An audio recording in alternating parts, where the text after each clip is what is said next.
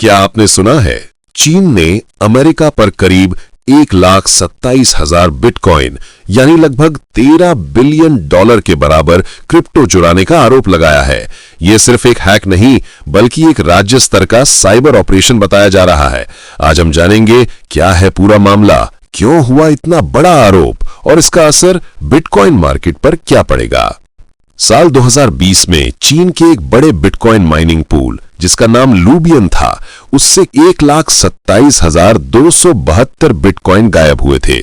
उस समय यह दुनिया का तीसरा सबसे बड़ा माइनिंग पूल था। उस चोरी के बाद अचानक सब कुछ शांत हो गया। 4 साल तक वो सारे कॉइन कहीं भी मूव नहीं हुए और यही बात चीन को शक दिलाती है।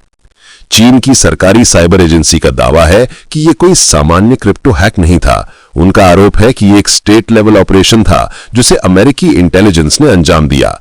चीन कहता है कि चोरी किए गए बिटकॉइन बाद में उन्हीं वॉलेट्स में मिले जिन्हें अमेरिकी सरकार अपने सीज्ड एसेट के तौर पर कंट्रोल कर रही है। चीन का कहना है कि कोई भी क्रिमिनल इतने बड़े अमाउंट को 4 साल तक बिल्कुल नहीं छुएगा। इतनी देर तक फंड को स्लीपिंग मोड में रखना सरकारों का तरीका होता है, हैकर्स का नहीं।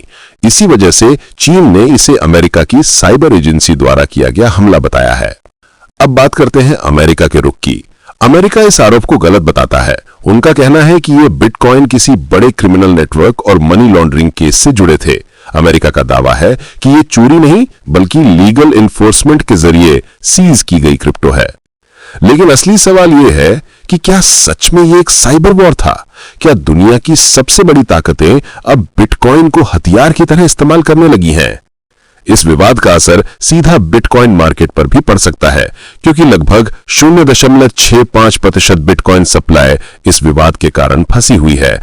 इससे मार्केट में लिक्विडिटी और निवेशकों की भरोसे पर असर पड़ सकता है। और अगर सरकारें क्रिप्टो की ओपन चेन पर भी कब्जा जमाने लगी तो आने वाले समय में क्रिप्टो दुनिया और भी ज्यादा संवेदनशील हो सकती है। तो सवाल यह है कि क्या बिटकॉइन अब सिर्फ एक डिजिटल एसेट नहीं रहा? क्या यह सुपर पावर देशों के बीच नई डिजिटल जंग का हथियार बन चुका है?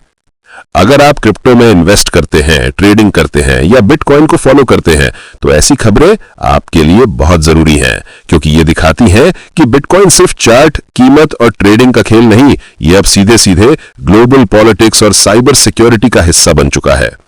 अगर आप ऐसी और डीप क्रिप्टो अपडेट्स और साइबर वॉर एनालिसिस देखना चाहते हैं तो चैनल को फॉलो करें और कमेंट में बताएं कि आपको क्या लगता है, चीन सही है या अमेरिका।